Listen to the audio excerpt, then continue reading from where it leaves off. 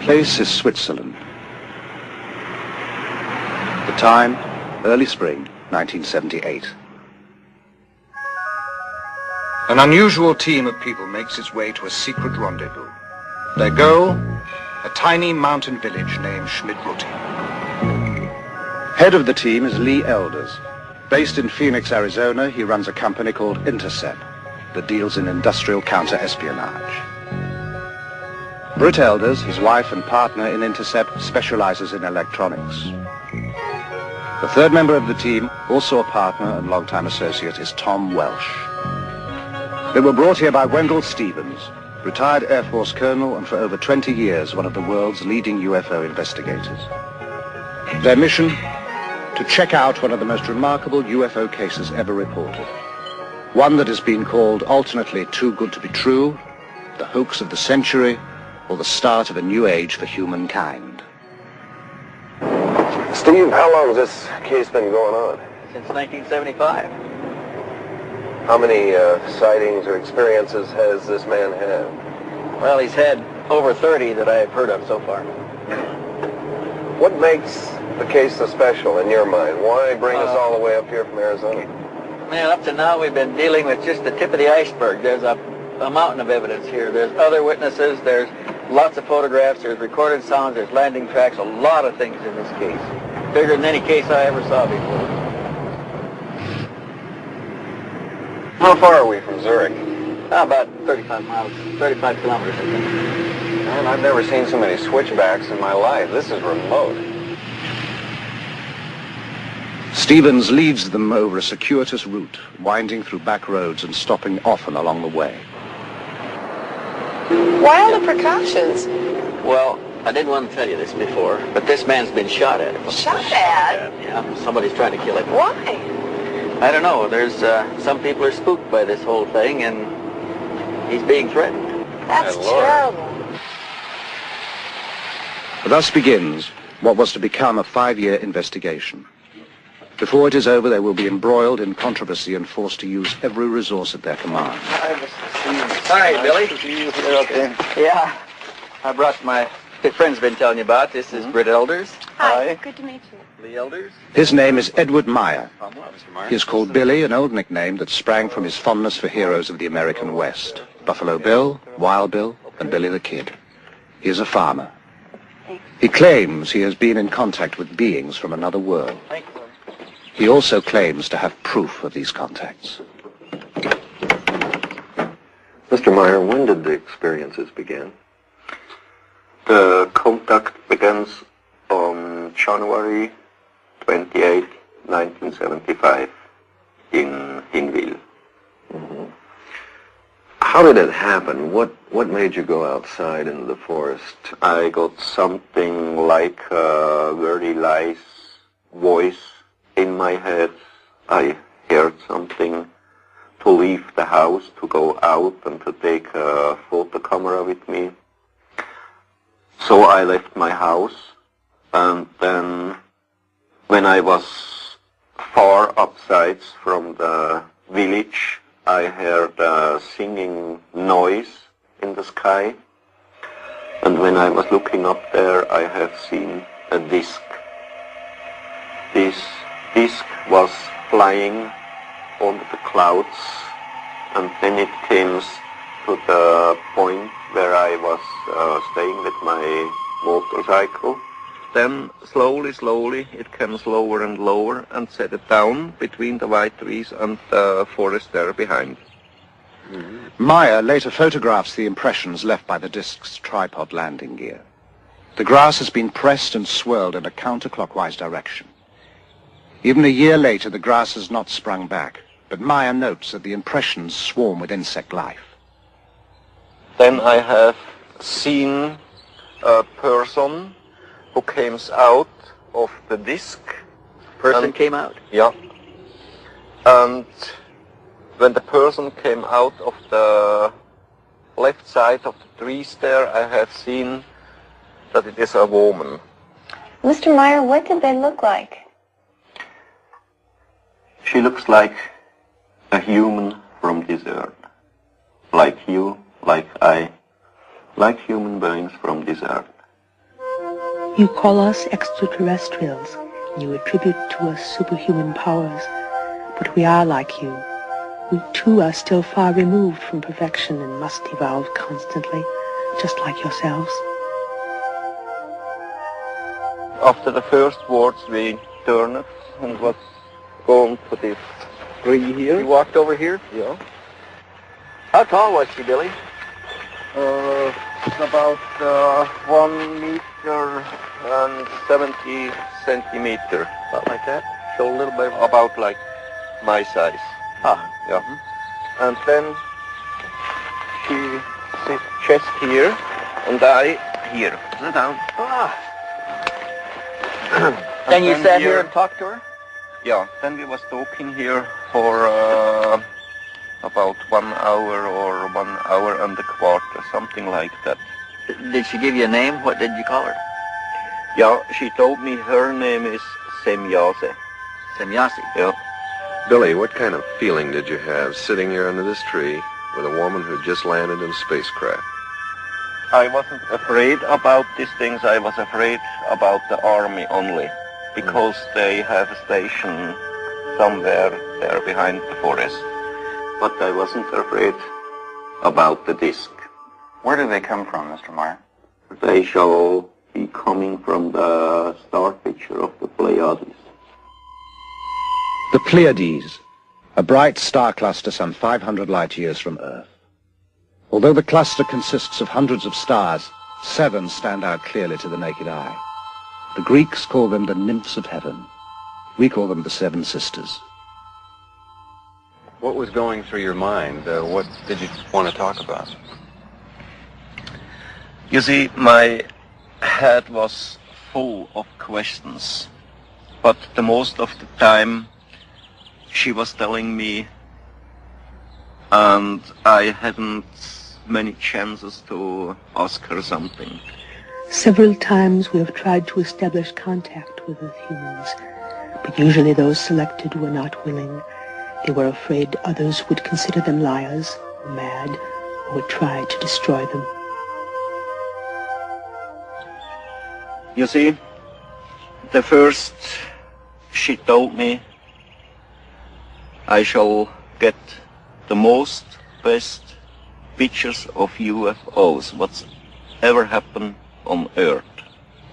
And the second thing, I shall go out to tell the truth to the human on Earth, why they are coming to here, what reason they have, that they are coming to Earth not to harm us, not to make war, not to bring peace, just to bring a teaching. Why are they interested in us, a society thousands of years behind them in technological development? According to Meier, we share common ancestors. Their forefathers were our forefathers. We are, in a sense, family. This is the place, Bergerumlicum, where I took that picture. Show us how you took the picture, Billy. Meier takes the team to other contact sites and demonstrates how he operates his cameras. I have here a small wheel to turn the film, and I can get the picture. Where was the ship exactly when you took it that day? You see there is standing Wendell. Yes. It was about that place. Hovering above Wendell to some degree, right? Yeah. Uh-huh. You see, on this way I put on my camera. We're taking movies, right? Yeah. With a film camera on a tripod, Meier can shoot stills with his 35mm camera at the same time. And then I can start to film. Here I got the movie when was the ship hanging there up, and when it after was jumping by side. Jumped? Yes, jumped. It jumped away nearly so fast than the speed of light. By jumping, Meier means the ship disappears and reappears. Each time I got electrical hit when the ship was jumping, and at later time they told me there shall be a very strong power field, electrical power field, and from that out I always got the electrical hit. By electrical hit, Meier means an electric shock. He also noted a light shift at each event. Billy, how many sightings have you had here? On this place I had one Meier sighting. takes the investigators to over a dozen sites, describing the craft, which he calls beam ships, and relating the information he says the Pleiadians gave him. Are there any other groups coming here, Billy? How they told me there are each year about 22, 23 different civilizations. They comes to here to work here, study here, visit here. And other thing, there are, together with the Pleiadians, working here on Earth about 8 other groups, but they not belongs directly to the Pleiadian civilizations. But they work together with the Pleiadians. They work together with the Pleiadians. So there's an association of some kind between the Pleiadians and some others that are also... Yeah, exactly. Yeah. Well, how long have they been coming here? For the past 13,500 years about. 13,000. Yeah. And here we are on the place now where I got the movie picture. You see here, you see there the road, and on the middle of the distance to the road was the ship hanging in the air and bubbling in a very strong wind.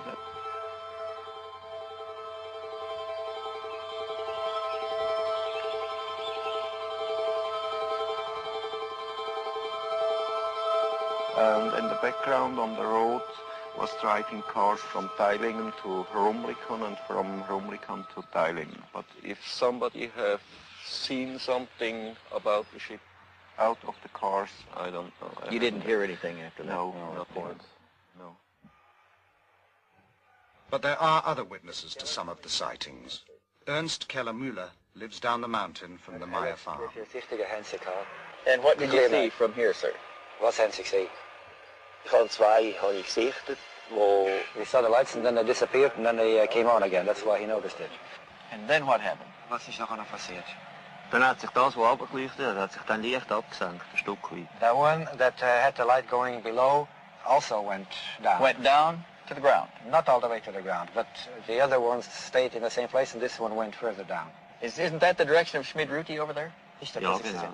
Yes, that's the direction of Schmid-Ruti. Have you ever heard of anything going on over there in the Schmid-Ruti area? Ich habe noch A couple of days later he called Schmid-Ruti to find out. Did you know Mr. Meier at that time? Had Sie dort Herrn Meier gekannt? Nein. And then behind was the forest. It was a little light. Bernadette Brandt, a computer programmer. So? And it jumps like a ball. Like it bounced? Like a ball. It goes up and down and up and down. Did it get bigger? When it goes up, no, the same greatness. When it goes up, it was white, and when it goes down, it was red. The nearest thing to a government official in the area is the postman in the village of Schmid-Ruti. Have you seen any of the photographs yourself? Ich habe etwa 2, 3. Only 2 or 3. Do you believe them? Ja, ich weiß es nicht. Ich kann nicht. He says he can't imagine how you can take a picture like this. He's the kind of a guy who only believes what he sees himself. Jakob Bertschinger works the farm with Meier. Okay, he saw the light ball going away from here, from him, in that 45-degree angle. 45-degree angle? Well, that's right. And he can't tell how far it was. It was very difficult to say. But then it stood still, that ball of light, and changed direction, came directly towards him with an unbelievable speed. My name is Elsie Moser. I'm living in Niederglatt. I am a school teacher. The first time when I saw it, it was up here. I saw it with about 7 other people. Were you frightened? No, not at all. I was thinking, oh, well, okay, now I have seen one. Guido Moosbrugger is not a neighbor. He lives about 2 hours away in Austria. He heard about the Meier experiences and came to see for himself. Have you ever had any experience with Billy in connection with these things that are going on here? Yes, I have seen a few demonstrations myself, especially at night, and was present at the landing site during one landing, and I saw other things. A lot of things happened in those 6 years. You have seen things with your own eyes. Did you ever photograph anything? I was allowed 2 times to photograph at night. As we sat inside the car, we saw all of a sudden to the north, above the meadow, out of nowhere, a fire-red disc, about as large as a headlight. And then what happened? And then it suddenly disappeared. Then there was a short pause, after which, at the same place again, appeared all of a sudden a silvery white ball. Then there was another pause, and then the same ball appeared again. It flew toward us, got larger and larger, then shrunk, collapsed, and then, like magic, it was gone. And best of all, it looked like a shower of sparks. In all, over 30 other witnesses corroborate Meier's testimony. The contacts continue at a furious pace, sometimes 2 or 3 a week. Meier claims to have had over 130 meetings. He has taken hundreds of photographs and has over 3,000 pages of notes. For a long time, we've had an urge to contact someone who sincerely wants to be helpful in our mission. Here and there, we open such contacts with inhabitants of different worlds, but only when they have developed enough to become rational, thinking beings. Then we prepare them for the thought that they are not the only rational, thinking beings in the universe. Britt questions Calliope, Meier's wife, whose nickname is Poppy. Poppy, how long have you and Billy been married? Now, 60 years. And you were married in Greece? Yes. Uh-huh. What did you think when Billy first told you about these experiences? Her English shaky, Poppy reverts to German. Ja. Ein bisschen schwierig am Anfang gewesen. It was difficult at the beginning. Weil because she never knows anything about this case. Well, she didn't know. No. When did she find out? She says Billy takes a long time that her tell her something from the UFO. And then how did you feel about it? Beunruhigt einerseits, weil and she was thinking why this happened all to me. Billy shows her every time the picture that he takes, and so she was knowing about from the picture from the UFO. But she was very critical about this case and asked him some questions about all this case, and it was very difficult for Bob. Were there times when you had just had it up to here and you couldn't take any more? She never was thinking to leaving this whole case, but she was crying and fighting against Billy and against the whole case. At one point, Poppy admits, she was so fed up she burned half the photographs. Today the feeling is other because she knows very well about the whole case and things about the pleiades, and this is very important for her. Listen here.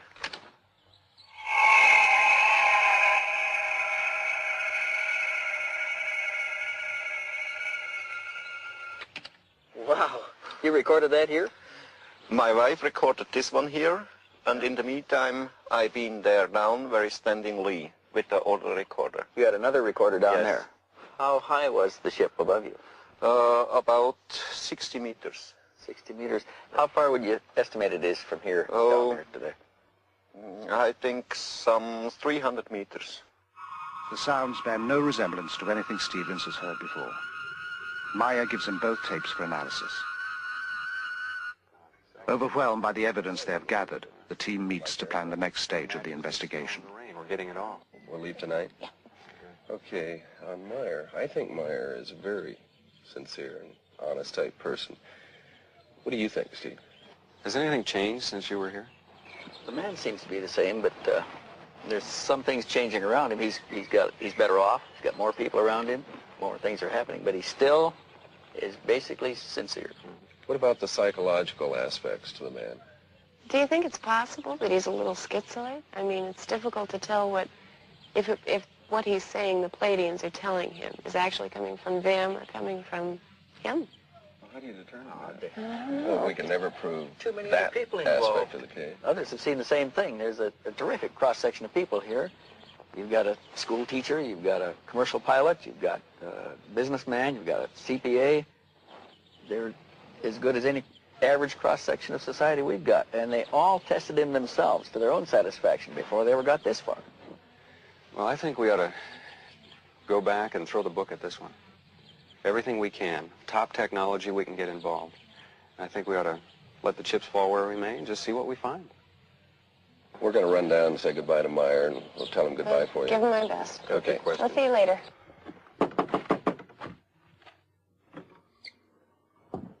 They've done what they can here.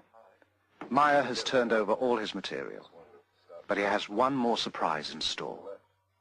So we want to thank you for all your time and trouble. Oh, yeah. Okay, just a moment, wait. Hey? I have here something. Here. What's this? Metal samples. Metal samples? Yeah. Where did you get these? I got it from Symbiose, and she brought them from Era. Are they extraterrestrial? Metal samples. The kind of hard evidence Stevens had hoped for.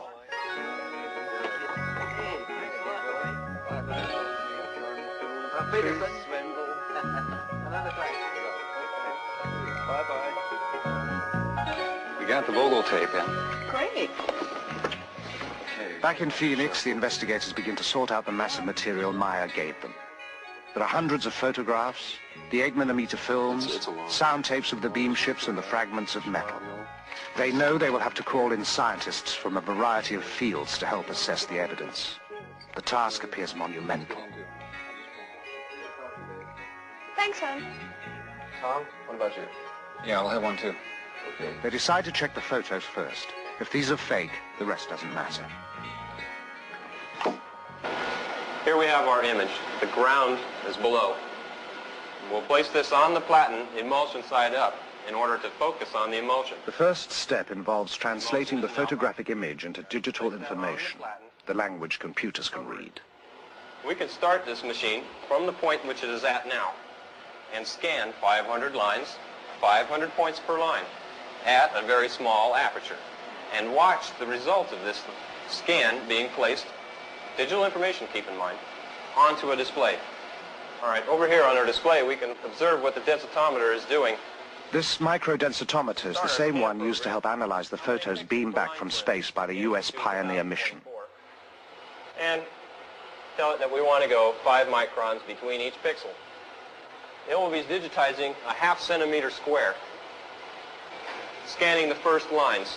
The digital information will be sent on for an analysis that will take weeks to complete. Meanwhile, Welch and the elders decide to learn what they can of the history of UFO experiences. But can you give us some more background on this phenomenon? What is this all about? Well, it's not a new thing, Lee. This thing's been going on for a long time. How many sightings have there been? One of the researchers calculated that there may be as many as 70,000 reports in a year worldwide. Is there anything these sightings have in common?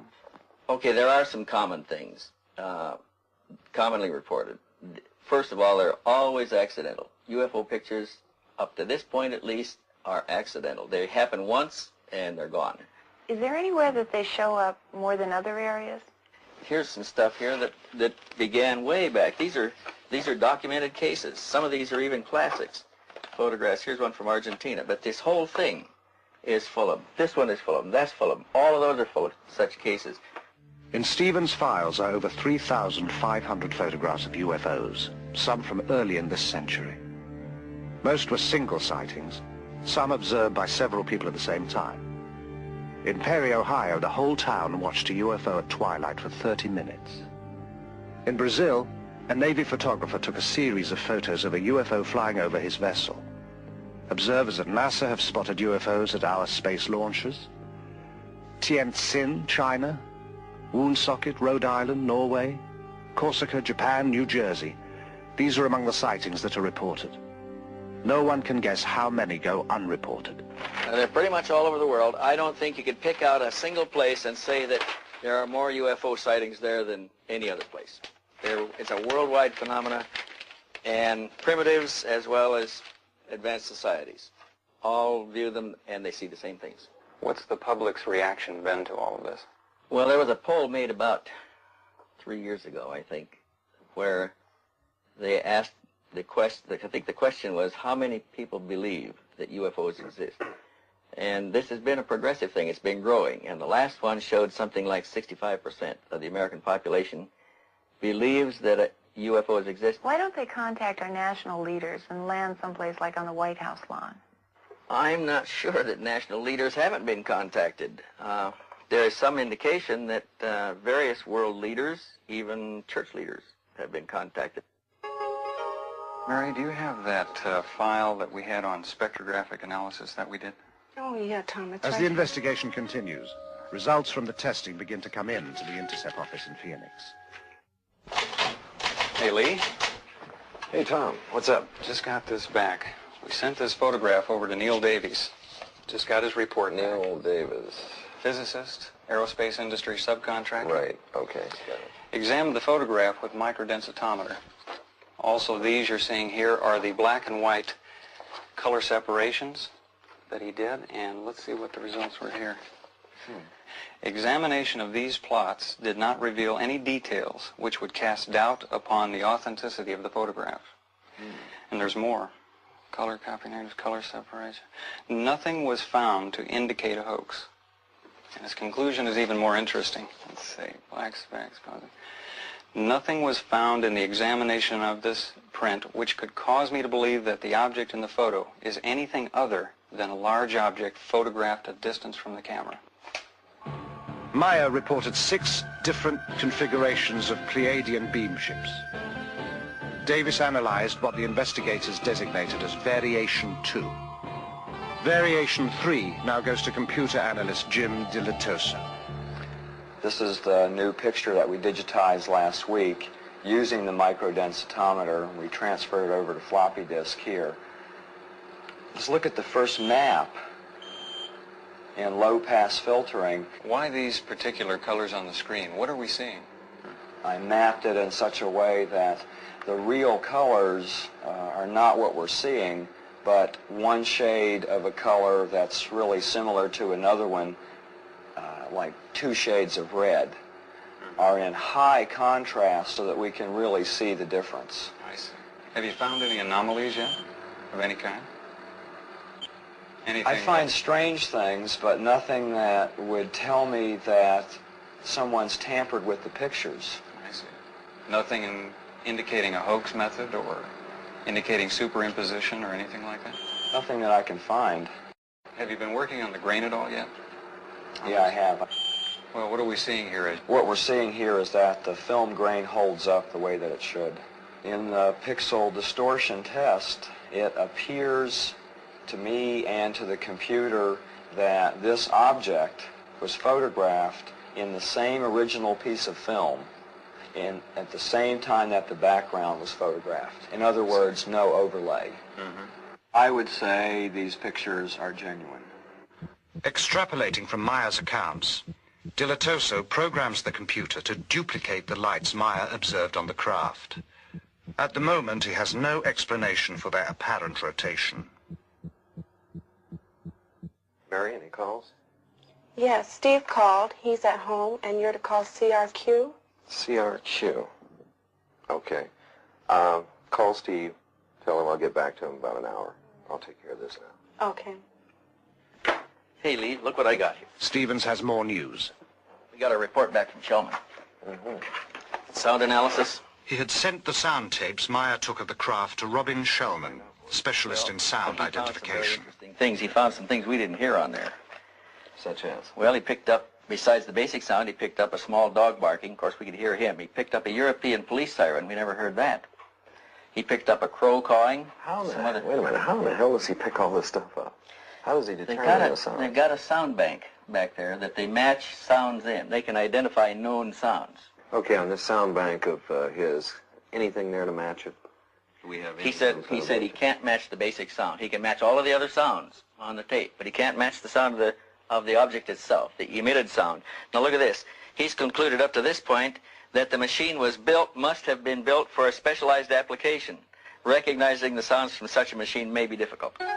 Later, Shellman will theorize from the sounds what those specialized applications might be. About 4 hertz. Picked an area here that... Next, Stevens takes the metal fragments to be examined under the electronic spectrometer to determine their components. Typical-looking area in the sample. Preliminary examination of the metal has been done in Switzerland.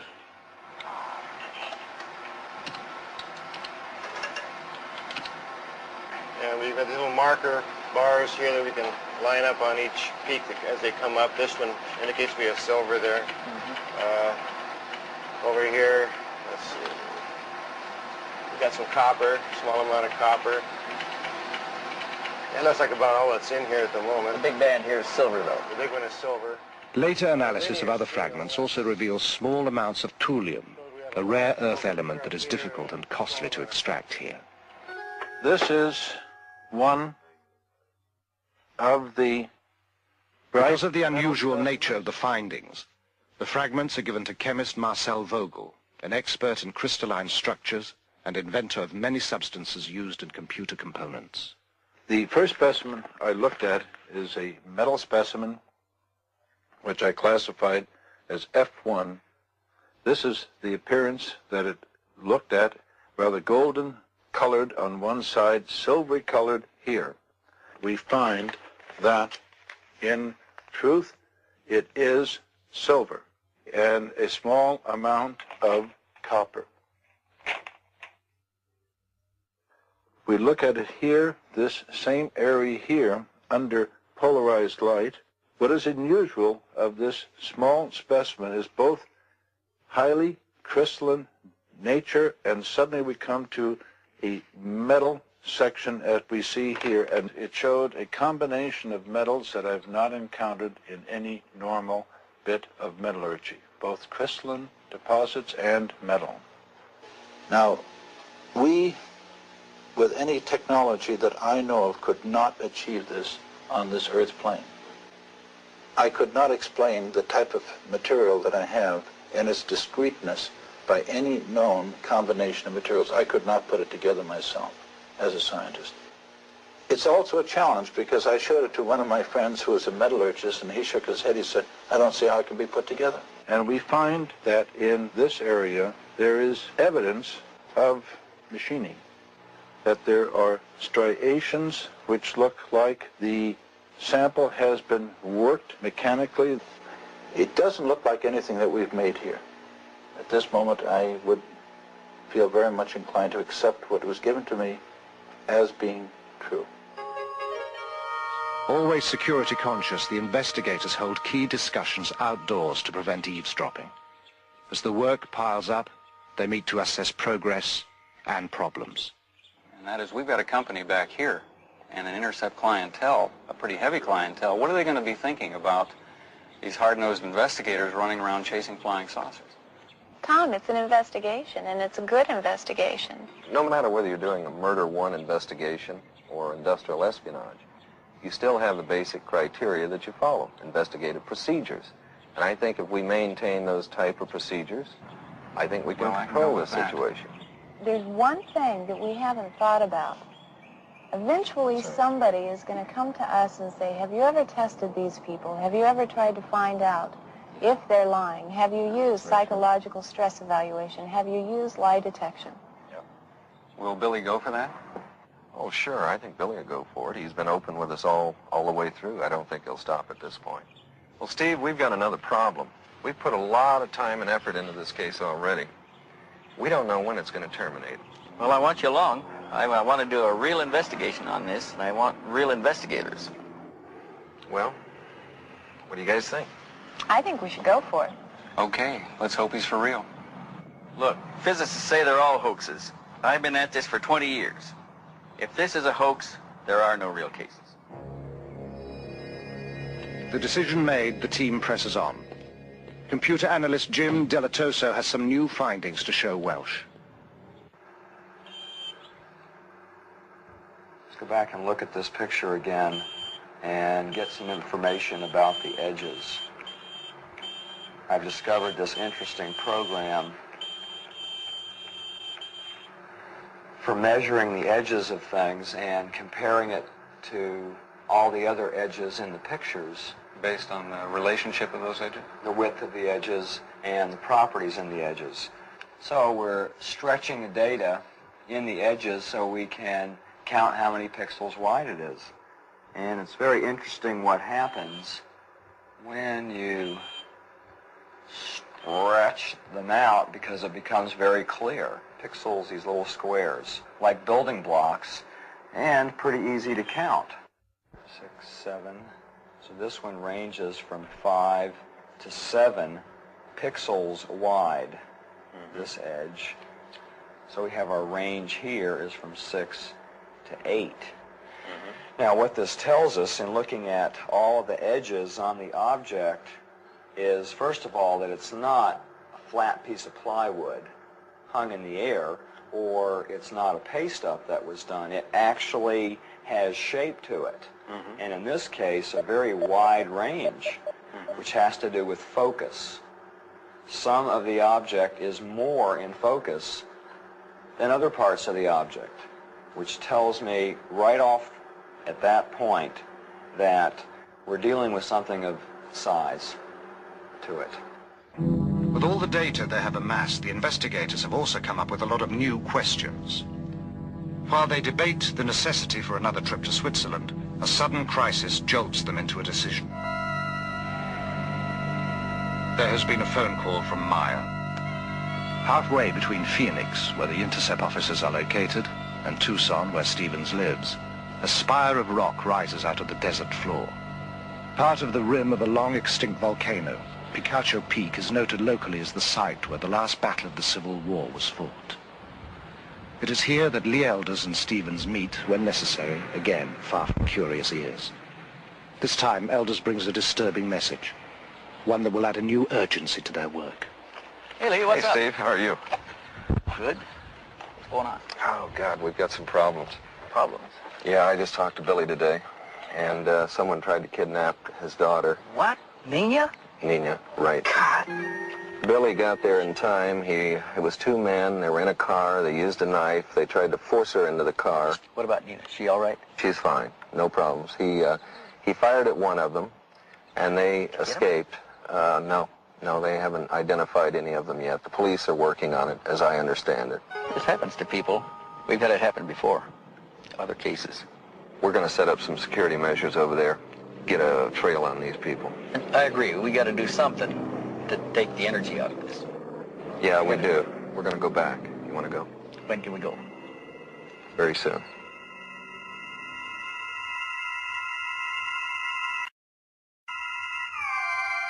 Hey, amigo, any phantoms up there? No, it looks pretty clean up here, but I want to check for third wire. In Switzerland, the investigators start their security sweep with the phones. No infinities? Everything looks all right. I tell you what, we better run a TDR up the hill, though, see if anything's hanging on the line. What do you think about, what can we do with the people? There's two things we've got to do with them. One is we've got to get them to change the patterns, primarily Billy. Change their movements, change their patterns. Second thing we've got to do is we'll have to indoctrinate them in security. Probably set up a night watch situation of some kind. Have enough weapons here where they'd carry weapon, flashlight, walkie-talkie? Carry the whole thing. Patrol the grounds at night. New additions to the farmyard since their last visit include a pair of peacocks whose raucous squawks make them as effective guards as the farm geese. There are new photos, too, and more film. In some, the beam ship hovers by a tree. Meier says they use trees as a kind of magnetic ground. Two or more ships in the same shot are almost unheard of in UFO photos. Meier has dozens of such pictures.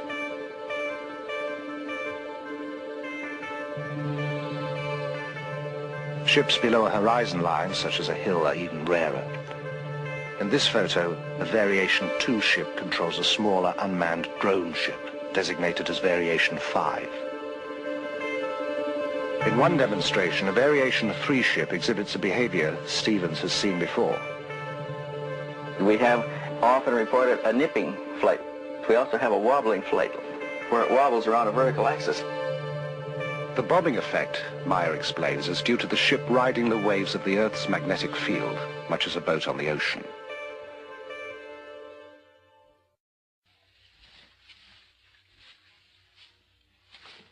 When Meier is about to have a contact, he receives a cooling sensation on his forehead.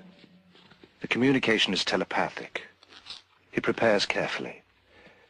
He is usually taken aboard the beam ships, but is unable to describe their interiors very well. There are no words, he says. Apparently, they are totally unfamiliar. The gun is a precaution, due to the threats on his life. The hat is a favorite, one he picked up on his travels in the Middle East. The tattoo he received during a brief stint as a sailor. He dresses well because he can be gone for hours and the weather in these mountains changes constantly. The walkie-talkie is a necessity because he is often left far from where he parked the bike and must call to be picked up.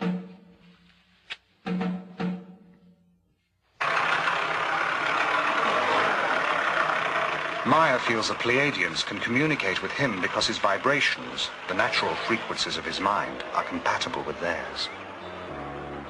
Each human on Earth and each human over the whole universe has different vibrations. The vibrations of human is made out of his thinking, and the vibration themselves, they are something like magnetic electrical waves. And they are turning from human to human, from planet to planet, and over the whole space of the universe.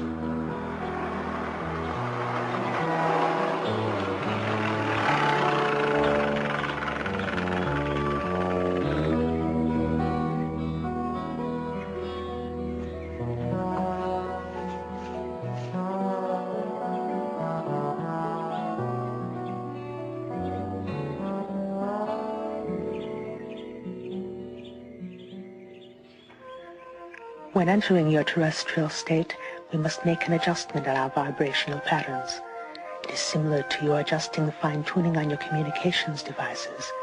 In our case, it allows for the clear perception necessary for an exchange to take place. You see, this around this area where I took several rolls of films.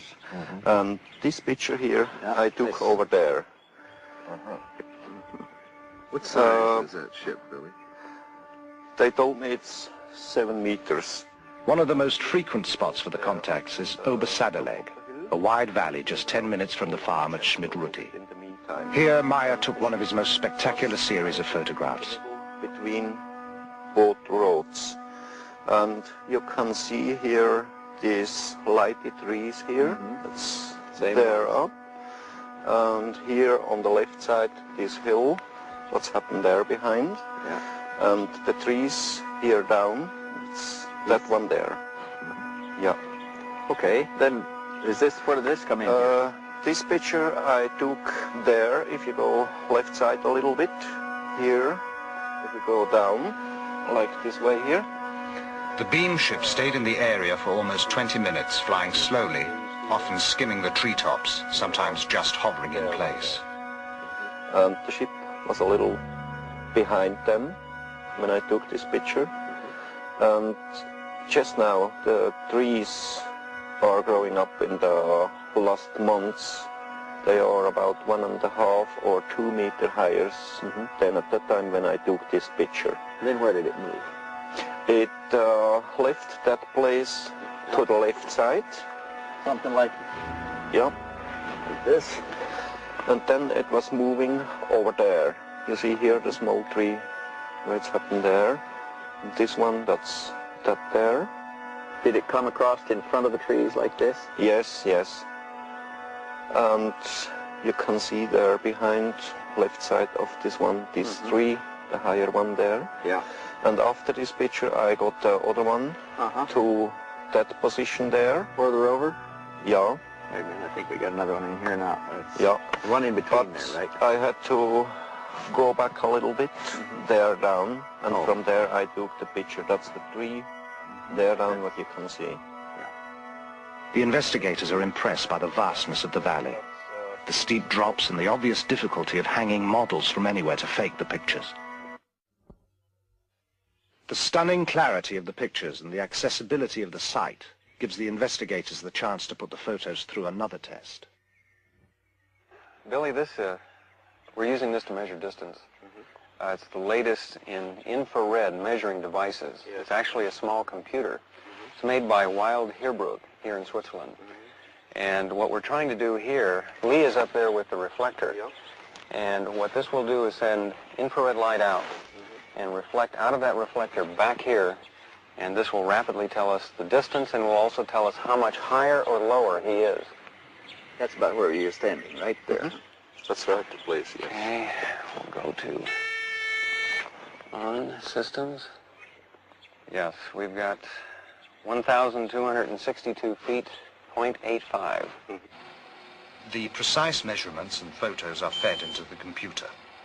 The edges of known objects, such as the trees and the hills, are translated into pixels. Since these measurements are known, the number of pixels in the edge of the unknown object, the craft, gives its distance.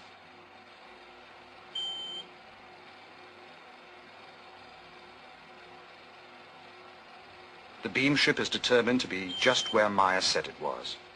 Simple triangulation then gives its size, 7 meters, or about 21 feet in diameter. Billy, how many sightings? By now, the investigators have made over a dozen trips to Switzerland. The case takes up more and more of their time and taxes their ingenuity. Each test leads to another, and every result is double and triple checked. To test the possibility that the Meier photographs were made using small-scale models suspended by transparent monofilament, the investigators bring with them a detailed model of a beam ship they identify as Variation 2. While Welsh flies the model on a hilltop above the farmhouse, Meier and Stevens snap several rolls of film. The camera Meier is using is the same one with which he took all the other pictures. The results are impressive. To the naked eye, some of the photos appear genuine. Those photographs, they're interesting. They look pretty good. Pretty good. I saw one difference in them, and that was that those models look white. They don't reflect that silver gleam like the pictures that Billy had. You want to look at the focus in them, Hey, hi guys. What's Hey, Tom, Tom. how are you? About? The pictures. Oh, yeah. Some of them looked pretty bad, but some of them looked pretty good. Pictures of the model are not all that good. In the pictures where he focused on the model, the horizon is out of focus. Where he focused on the horizon, the model is out. Well, not all of them, Steve. I mean, some of these photographs come out very, very good. We should put them in there for comparative testing under computer analysis. We've got to have that comparison. Frankly, this could be a scam. So when we look at models, there's a variety of things that are different than when we look at photographs of these objects. Load in some colors first. That object right there is solid. It's one solid color. There's very little contour in it compared to other objects that are in the photograph, like the trees and things that we have color mapped in the background to be high contrast colors. And have blown them up so we can look at the edges as pixels. So we're going from the brown object to the horizon. It takes 2 pixels. I mean, you can count it with your finger. You don't even need a computer. Why is that important? What does it mean? There's no contour to the object. Remember when we looked at the other photographs that were taken by Meier, the width of the edges ranged from 4 to 9. Point of the story. This is a small model. It's easy to tell small models. Well, we tested that fighter sequence, and that came out pretty good. We didn't find any strings in there. And when we got through blowing it up in the computer, we had the outline of the Mirage fighter, everything. The incident occurred at Schmarbühl. Meier claims the jet made 22 passes at the beam ship. Computer analysis using the information from a known object, the Mirage fighter, shows again that the beam ship is the size and distance Meier claims. What'd you find out from the base? You had some investigation going on. They're pretty tight here on military security, but they won't let us talk to the pilot. We did find somebody who claimed that he'd found a mechanic who worked in that squadron at that time, and there was an exercise going on, and an airplane did come back with the electrical system melted out. The fire control system had to change a lot of black boxes, get it operational again. What about Meier? What are we going to do with him? I think we ought to put it to him, you know. Let's go for the man, find out if he's telling the truth, and put the full court press on him.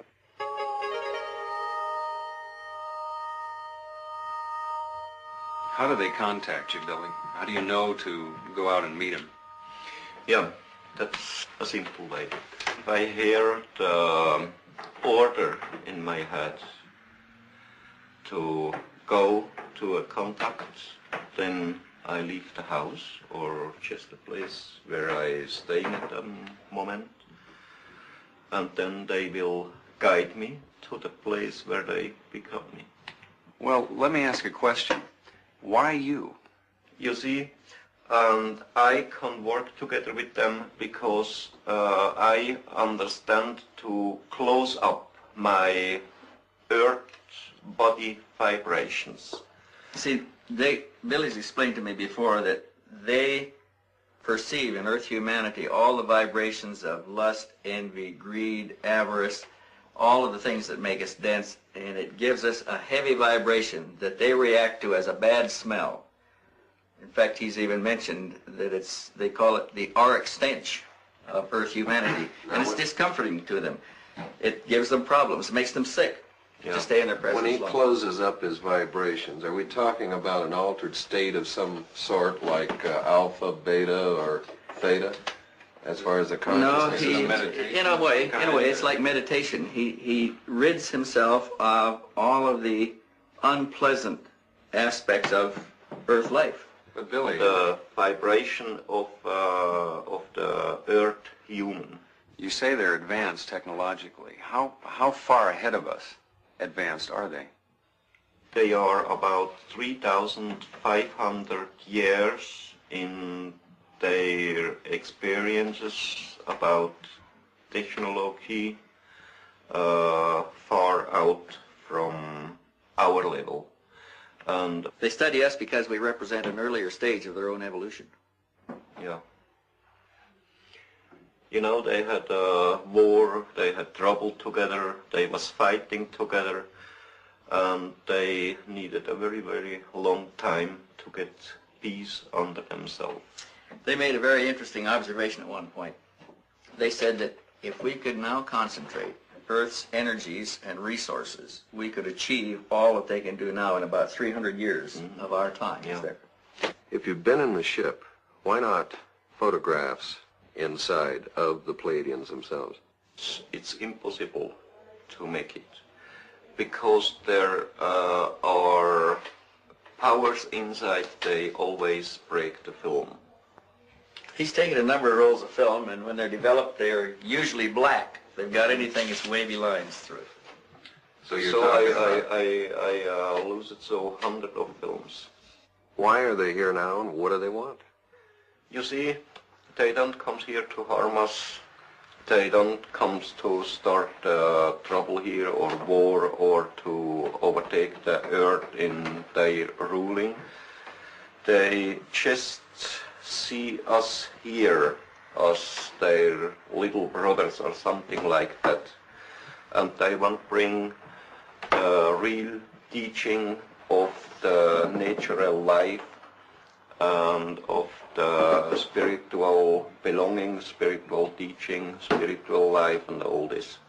But they must want something from us. They just want nothing. Nothing. You see, for the human on Earth, it's impossible to believe this, but that's really the truth. They just want nothing from the humans on Earth. The session goes on for hours.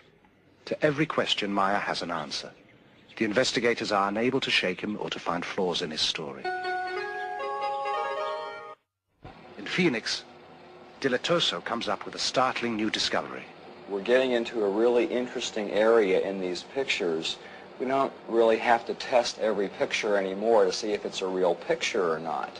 We can't find anything that tells us it's a hoax, so let's start looking for things that are interesting from picture to picture.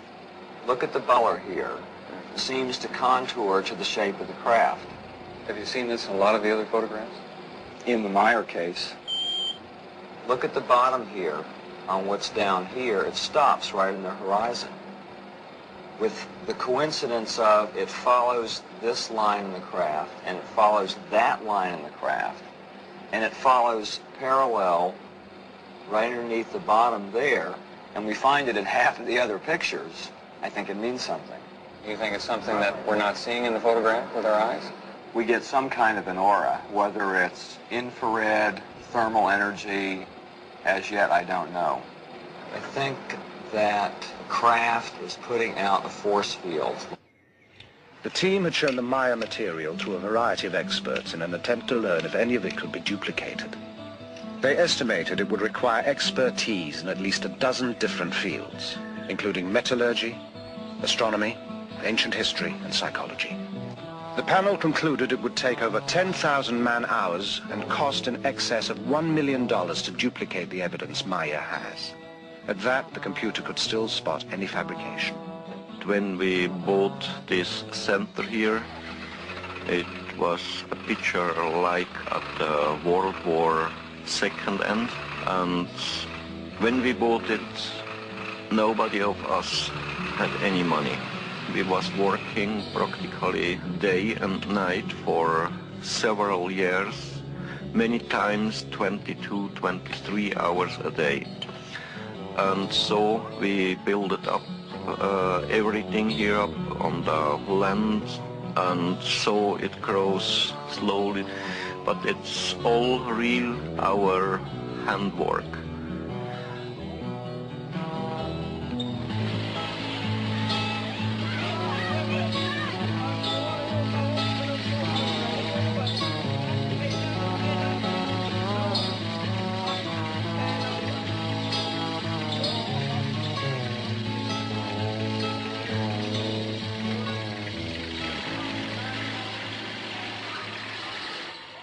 This is a psychological stress evaluation test, better known as PSE.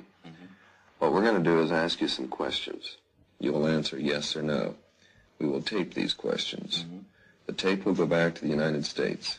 At that time, we'll test it through a computer to measure your micro tremors in your voice. It's like a lie detector test. Yeah. Would you agree to doing this? Start it. Okay, first question. Is your name Edward Meier? Yes. Could you speak a little louder, please? Yes. Are you wearing a shirt? Yes. Do you live in Switzerland? Yes. Have you taken photographs of Pleiadian spacecraft? Yes. Do you ride your moped? Yes. Do you receive your mail at Schmidt-Rudy? Yes. Did you fake the photographs taken at Ober-Sadeleg with a model suspended, wait till the answer, or wait till the question is finished, suspended by a string? No. Let's do that one more time, okay? Wait till I finish. Do you live in Switzerland? Yes. The tape is taken back to be analyzed by Bob Phelan, a former criminal investigator with the Sheriff's Department of Colorado and a specialist in lie detection. Was also a yes answer. Number 3, do you live in Switzerland? Yes, he lives in Switzerland. There's enough stress here to indicate that probably isn't where he prefers to live, or he's lived someplace else. Question 4 was the first relevant question you asked him.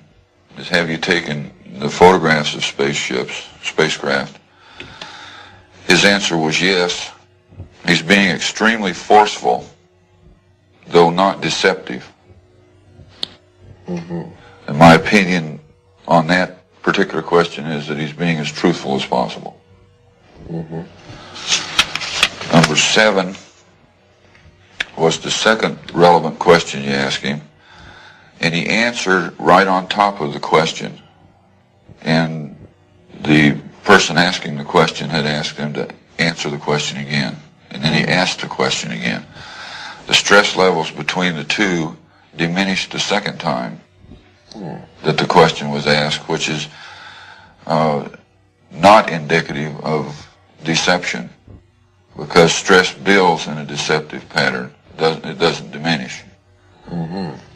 If it was a deceptive answer, the stress would then increase, not decrease.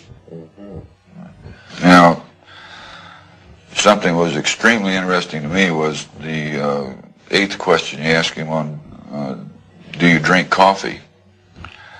And for some reason, he's more stressful on the statement about coffee than he is about the picture of the spacecraft. Yeah, that makes sense, because about 3 days before we tested Meier, he promised his wife he'd stop drinking coffee, but we noticed he'd been sneaking a few occasionally. Okay, that could probably be the account for it then. Phelan reviews the tape several times. He could find no evidence of deception in the statements about Meier's experiences. Much of Meier's film has been lost or stolen, but the remaining sequences are, as promised, the most astonishing ever released. In one demonstration, the beam ship flies around a tree, which can be seen to sway in the backwash.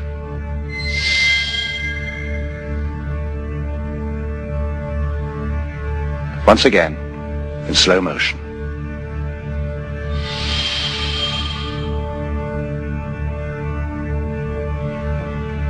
Even slower.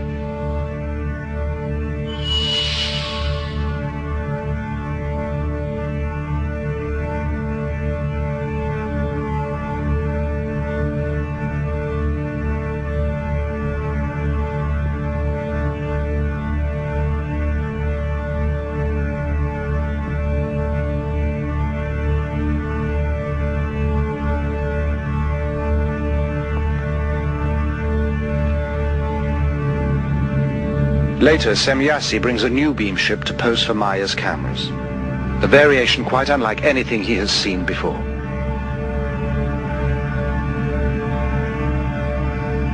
She explains, as best he can understand it, the function of the spheres for propulsion of the craft in interstellar travel. The sound of the new beam ship shows marked differences to the sounds of the other variation craft. Meier tapes these as well. The tapes are taken to electronics consultant Niels Rognerud and sound engineer Steve Ambrose for examination. We have two pieces of equipment. One measures the signal we're listening to in the time domain, the top one here. And the bottom one is measuring the frequency components of the signal. Yeah, what does this mean when they're all together like that? What you have is you have many tones happening at the same time, and right now they're aligned. Now they're disaligning. They're out of alignment. They're very much out of alignment. Now they're starting to centralize on one. It's not as though maybe before you had 10 different frequencies at random, and then all of a sudden 9 dropped out and you only had 1 left. What's happening is the 10 different frequencies are converging on one central frequency, which is, I find, very interesting. This is probably one of the most interesting things about the tape, is that there are... What's this right now? Very, very many tones. Yeah. And they're all changing very fast. For a moment there we were looking in and we had 3 evenly spaced frequencies. See it there again? Yeah, again. Yeah. Niels, would it be possible to recreate this sound? To be honest with you, I personally don't think so. There are not synthesizers on the market that have oscillators that change that randomly.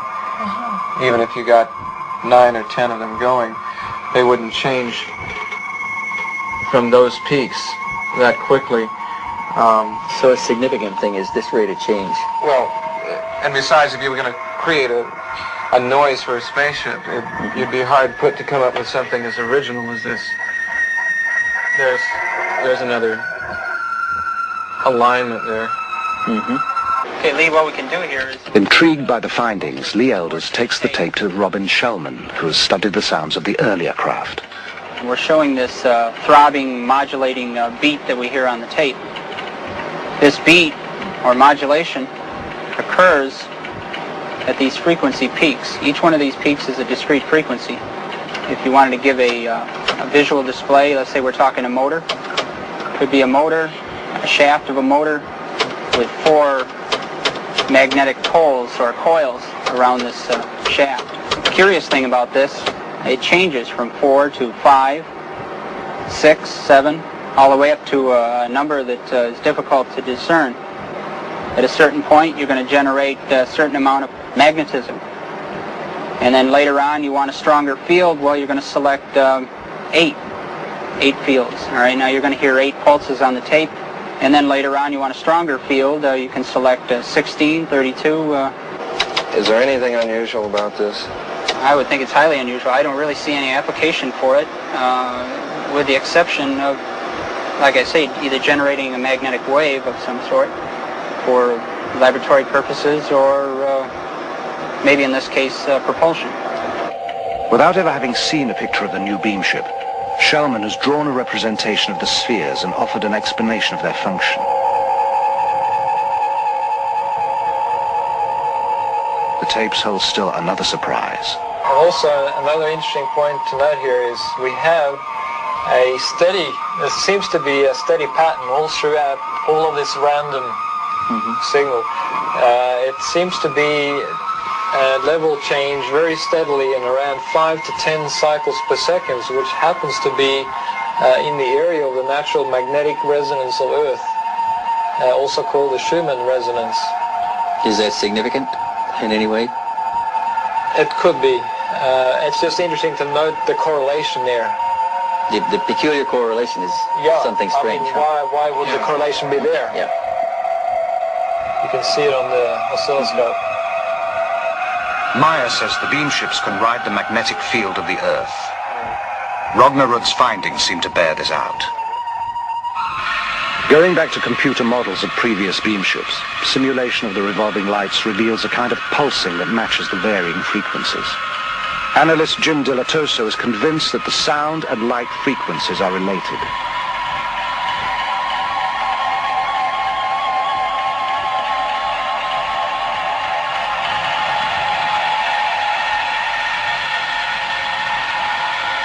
The ship at the top of the frame disappears and appears again almost simultaneously, just above the slope of the hill. When the film is examined, the beam ship disappears and appears in the same frame, which means that less than 1/18th of a second has elapsed.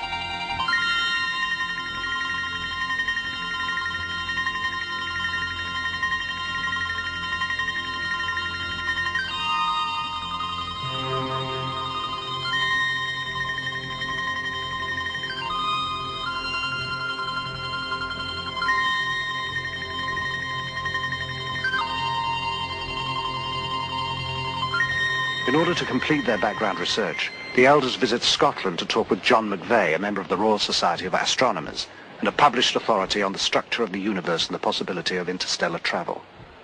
Is it possible to travel from the Pleiades to this planet? I think the only way any intelligent beings and living beings could possibly reach here the influence of the sun from the Pleiades would be by some unconventional means. Probably by hyperspace. One can use this term now a bit more freely because it has kind of scientific significance now. You know, this McVeigh is quite an impressive guy. He's written 6 books on related subject matter: life in outer space, interstellar travel. I think he knows quite a bit of what he's talking about, listen. Yeah, I've got one question I'd like to ask him, though. What's that? I want to see if he's got any information on this historical connection we keep coming up with. Because we found it everywhere from the Incas to the Aztecs to the Greeks to the Romans to Egypt, everywhere. Possibly he's come across something in his research. Well, the Pleiades are very well known. In fact, they're a very ancient group. They're mentioned, in fact, in the Bible, in the book of Job. I can't just give you chapter and verse, but they are a very old group. And they've been used by many ancient civilizations to signify the approach of autumn, winter. Hippocrates recorded that summer begins with their rising and winter with their setting, and Greek temples are aligned to these events. The Great Pyramids of Egypt are also aligned to the Pleiades. To some African nations they are known as the Seven Goddesses. In China they are called the Seven Maidens, and they are the seven beneficent spirits of the Hindu Vedas. Curiously, in all these separate cultures, they are always referred to in the female. The Pleiadians told Meier they used females for their first contacts because they appeared less aggressive to early man. The Mayans celebrated the moment when the Pleiades reached their zenith as the most important event in their calendar. Pre-Incan peoples believed their gods came down from the Pleiades, and on the mysterious plains of Nazca, Peru, the Thunderbird marks the plaza of the Pleiades.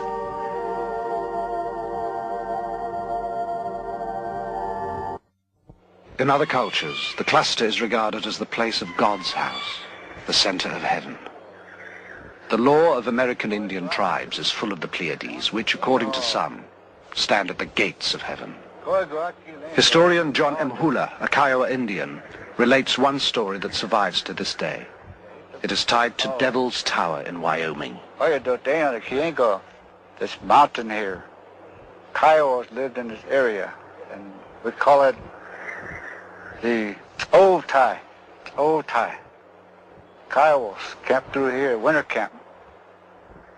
And these children were playing.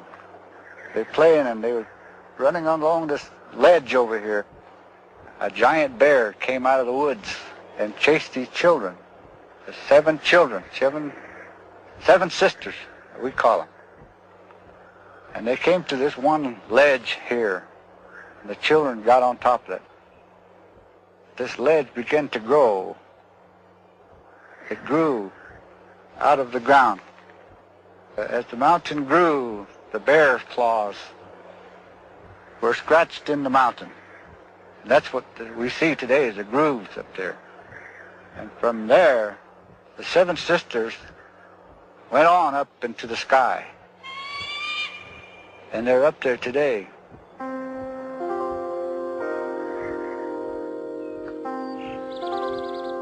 The Pleiadians today, they wasn't created and born on the Pleiadian planets. They came out of the planets of the system Lyra and Vega. But too, they was not created there because their forebears came from some other planets and other galaxy somewhere into space. Those space travelers who were the ancestors of Earth races came from star systems differing from yours in many respects. When these ancestors came to your planet too, there were already humans developing here.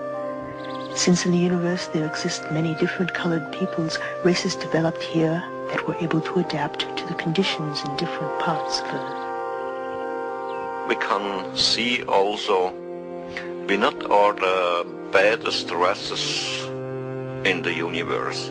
How many sects go to tell and to say that the most bad thing what's happened over all the universe shall be the human being on Earth.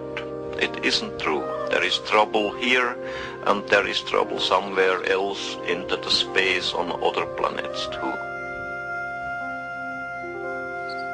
There remain only a few questions to clear up, but one of them has perhaps the most bearing on the Meier case. If his story is true, How did those beings accomplish a journey of such staggering distances? The investigators put the question to Alan Holt, an astrophysicist who works with the U.S. space program, and David Froning, a specialist in spacecraft design for that program. Gentlemen, is faster than light travel possible today in our technology, or is this still just theory?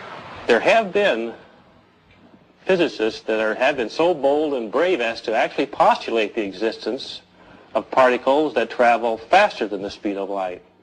And they have called these entities tachyons.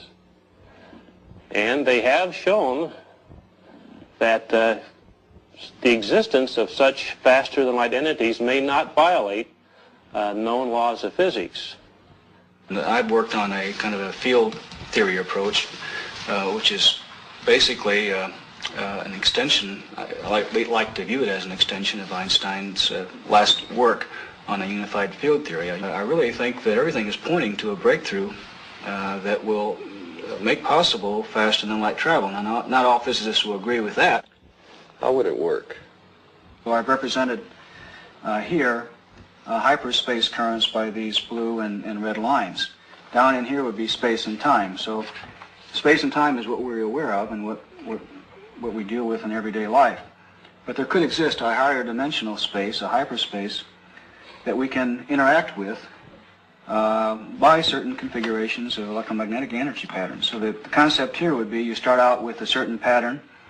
Generally, you're tied in with the Earth's gravitational field and its hyperspace currents, but there's a low connection with perhaps a distant star. As you change the pattern, the connection with the Earth's gravitational field and its hyperspace currents decreases, and the connection with the distant star's pattern increases.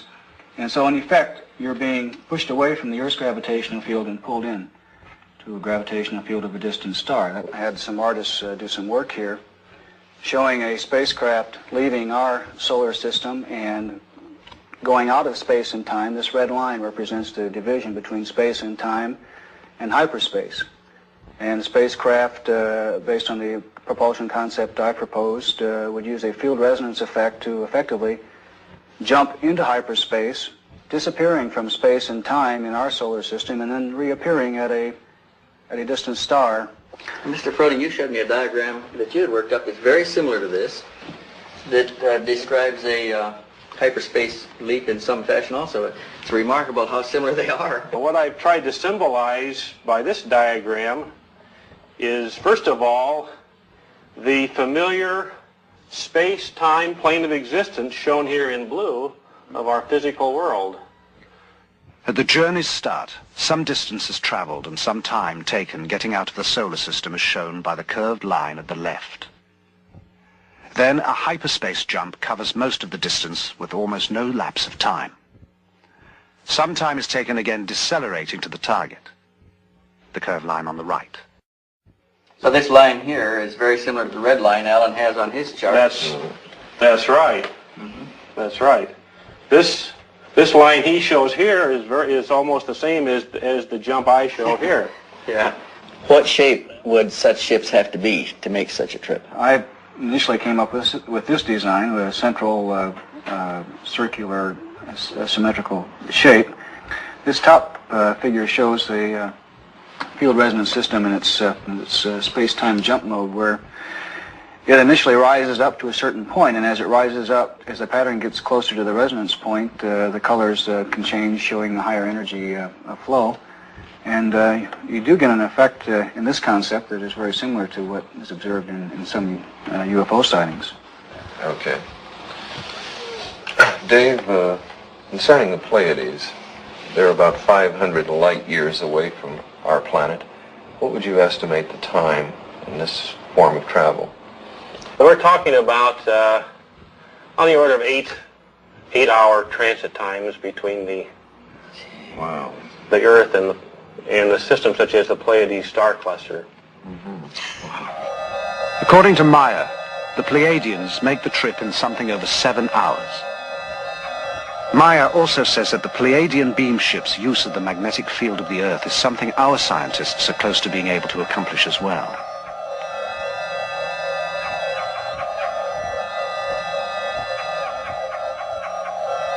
Using this information, the computer is able to project from one series of Maya photographs the flight path of the beam ships in the Earth's magnetic field.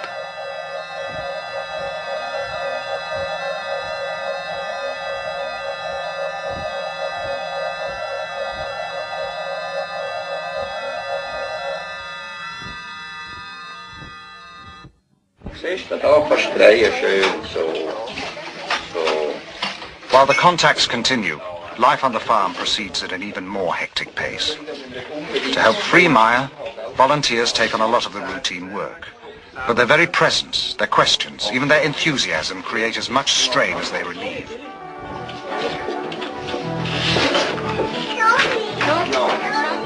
The last 20 or 30 years there was many people who have seen UFOs.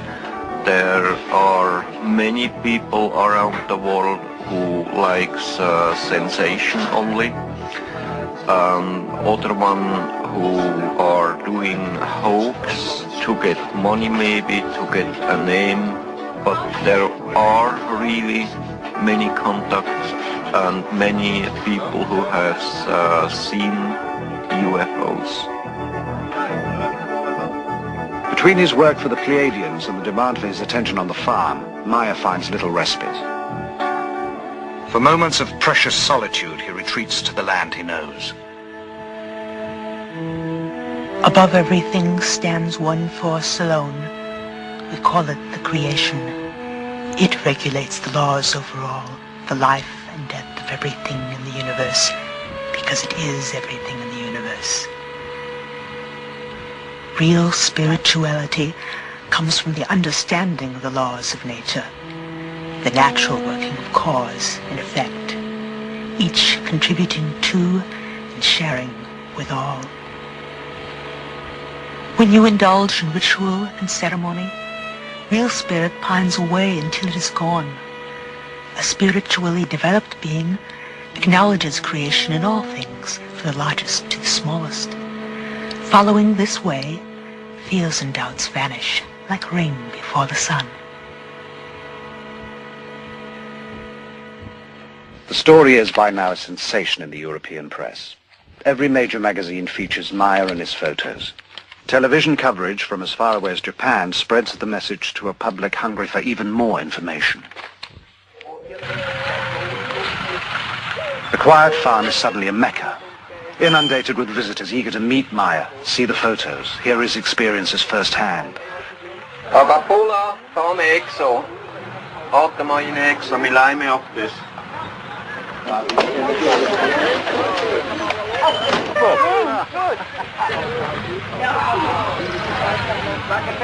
But Meier cannot refuse anyone. It is the promise he made to Semjase.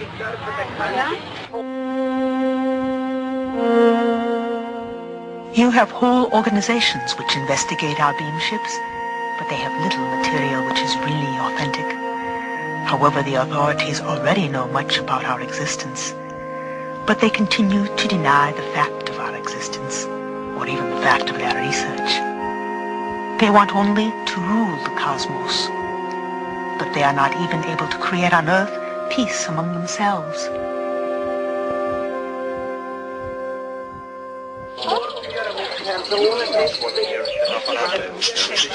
Many of those who come seek answers, assurance, even the promise that someone or something will save us. If we want peace and knowledge and love and everything here on Earth, we have to change everything by ourselves as human beings from this Earth.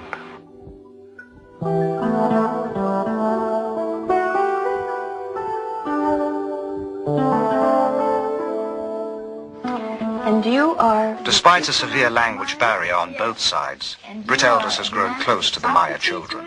Yes. And Gilgamesh Meier. Yes. Could you ask Atlantis for me if he's had any discussions with his friends in school about what has happened with the experiences? Mama, ja, and sometimes. Und dann, was haben sie gesagt? They said always, it's not true what he said. Aha. And Methuselah, has he talked to any of his friends? Und du, hast du mit ihnen Mitschülern geredet? Ja. Und was haben sie gesagt? Sie haben immer gesagt, UFO Meier.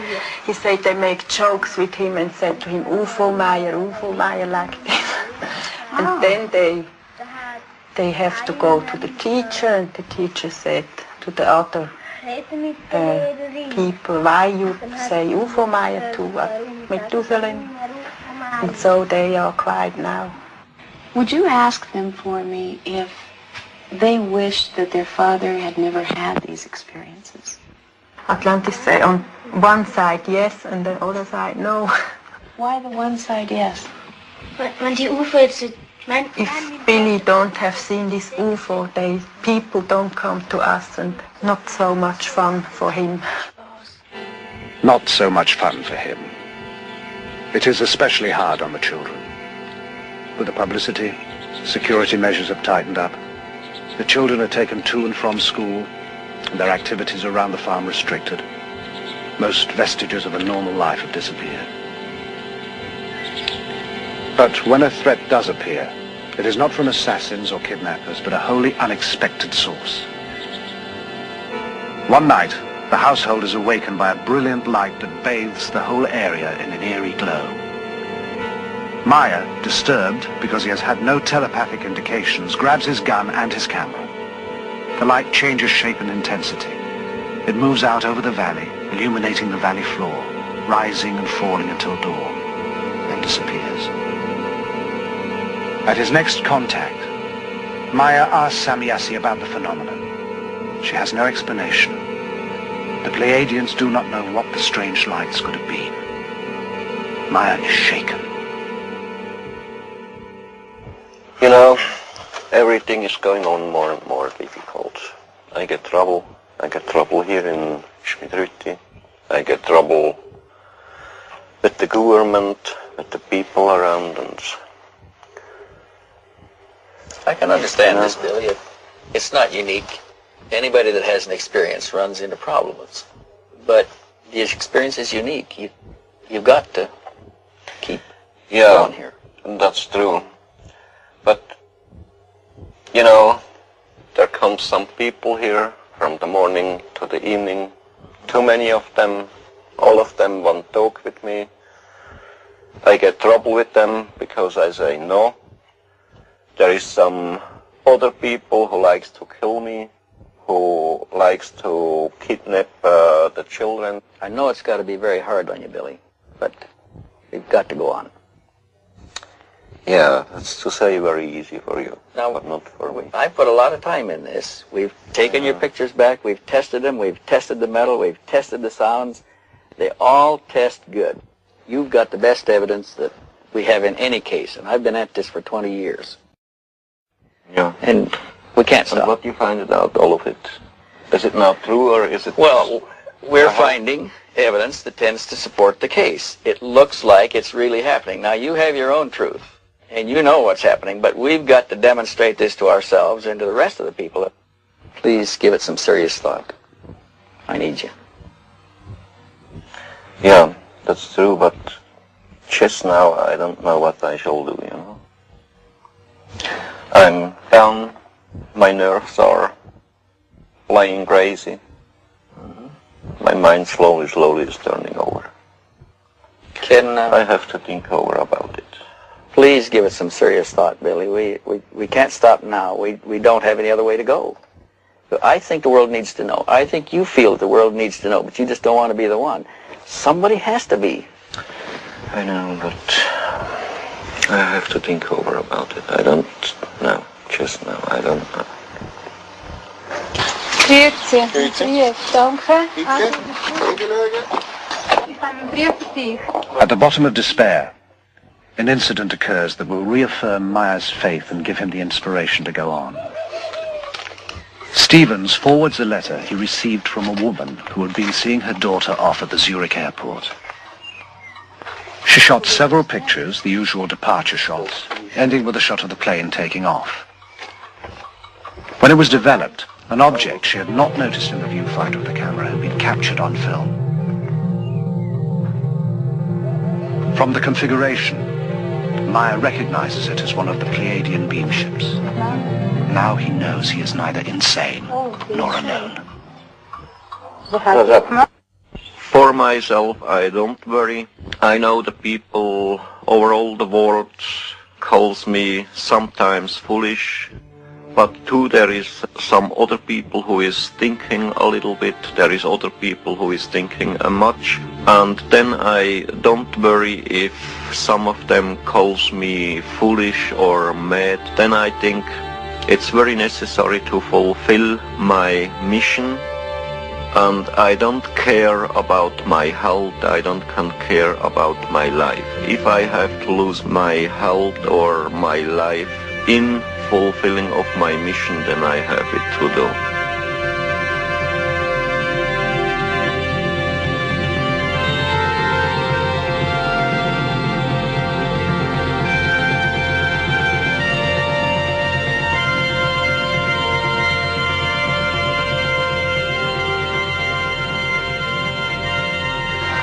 What you thinking, babe? Oh, I was just trying to figure out how many times we've been here between the four of us. We've been here a total of almost 20 trips. Wow. 265 days. That's collectively between all four of us.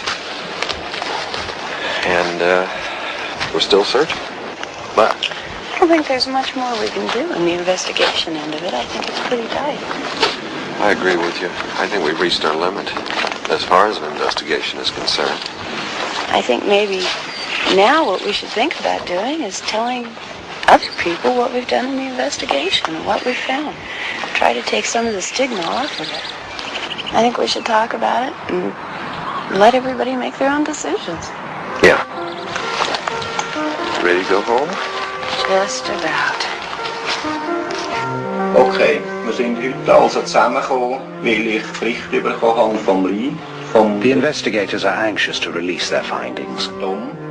Meier realizes this will expose the group at the farm to even greater pressures.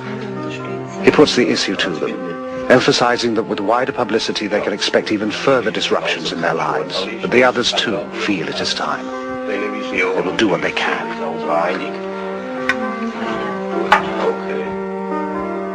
Why here? Why in this tiny, quiet, ordered country known till now for clocks and cheese? A banking center, aggressively neutral, a winter and summer resort. Nothing about Switzerland seems to indicate the choice. Except Meier is here. Pleiadians told me if I like, I can go with them to the Pleiades, to stay there, to spend my life there. But the Earth, it's a very lovely and nice planet, and the humans here on Earth, they are not better and not better than on another planet. My hopes and my dreams, they are very simple.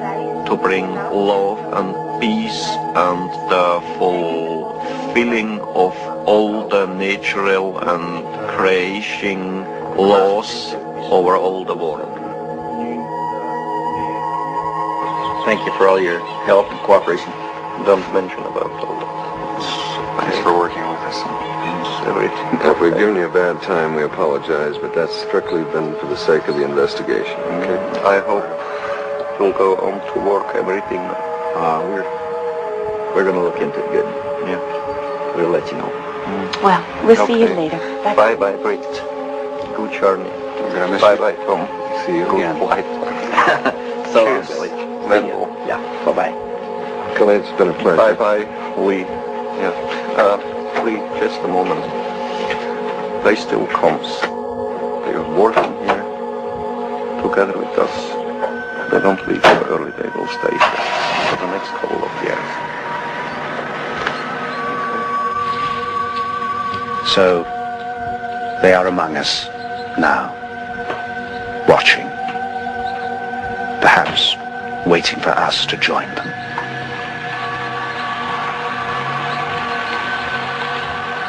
We are not superior beings, nor are we missionaries, but we feel duty-bound to the humans of Earth to tell them The only thing limiting the progress of the Earth human is the Earth human himself.